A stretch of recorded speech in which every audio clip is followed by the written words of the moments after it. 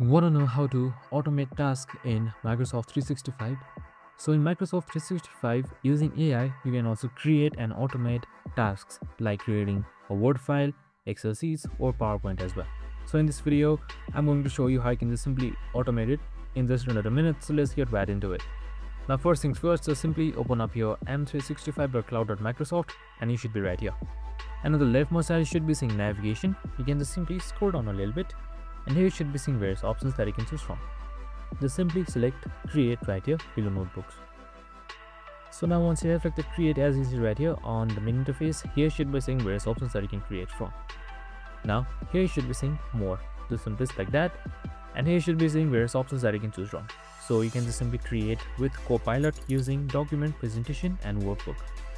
So you can just simply select any one of these three and it will create properly for you.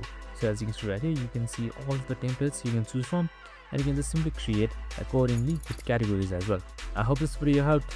If it did, make sure to like, subscribe, and tune in with us for more of these videos. See you in the next one.